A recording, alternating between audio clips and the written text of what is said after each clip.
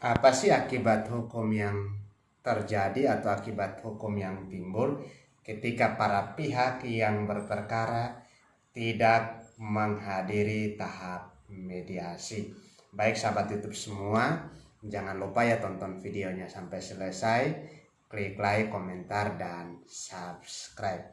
Pada dasarnya, mediasi merupakan bagian dalam uh, proses beracara atau proses berperkara, khususnya dalam perkara perdata.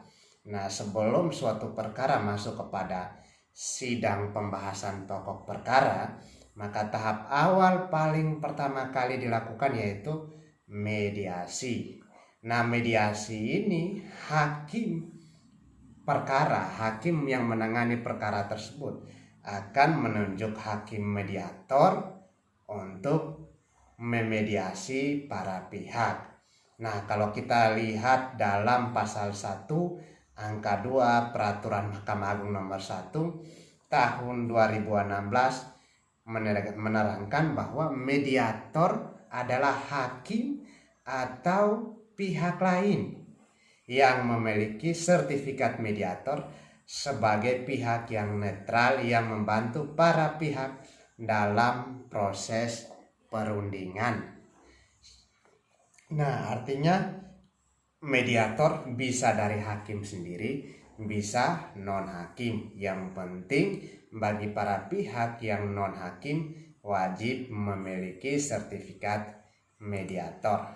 Nah, kenapa mediasi ini sangat penting untuk para pihak hadir secara langsung, baik pihak penggugat maupun tergugat wajib hadir secara langsung, karena dalam mediasi ini akan dilakukan mediasi untuk mencari win-win solution bagi kedua belah pihak. Nah, kebanyakan bagi banyak orang penafsiran bahwa tidak perlu menghadiri mediasi, cukup kuasa hukumnya.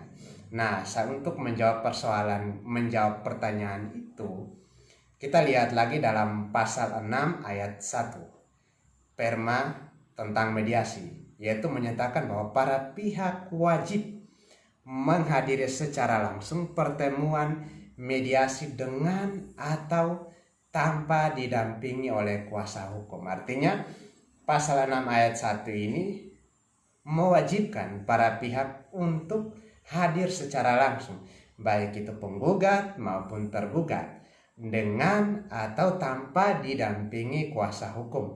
Artinya baik pihak penggugat maupun tergugat wajib hukumnya hadir, baik itu didampingi kuasa hukum maupun tidak. Nah, bagaimana ketika salah satu pihak tidak mau menghadiri? Nah, untuk persoalan itu, untuk menjawab itu, maka pihak tersebut wajib memberikan kuasa khusus lagi kepada advokat atau pengacara untuk mewakilinya dalam mediasi dengan dasar hukum atau dengan alasan yang jelas.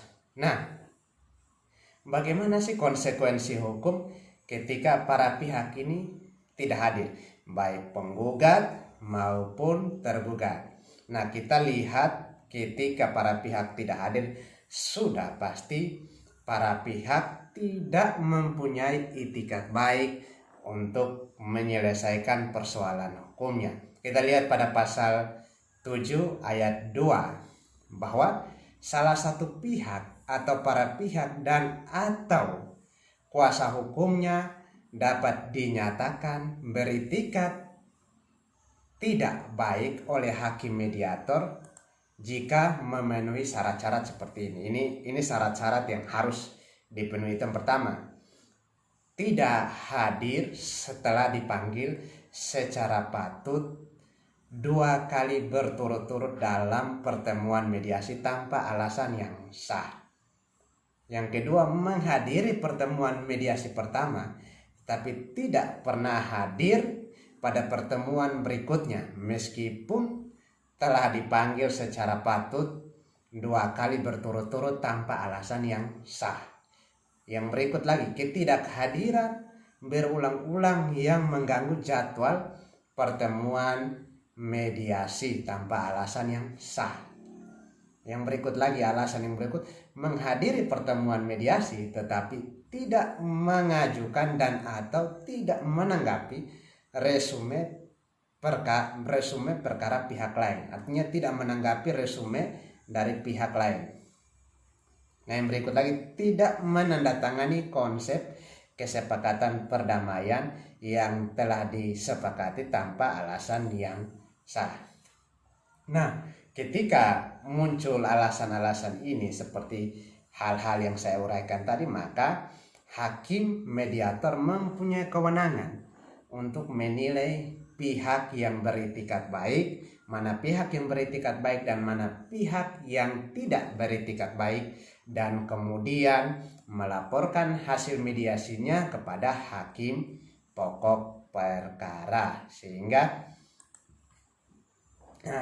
jelaslah bahwa tidak beritikat baik itu unsur-unsurnya apa, sehingga itulah yang dilaporkan kemudian kepada hakim pokok perkara. Nah, tetapi jangan lupa, bagi para pihak baik penggugat maupun tergugat ada konsekuensi hukum ketika tidak menghadiri mediasi.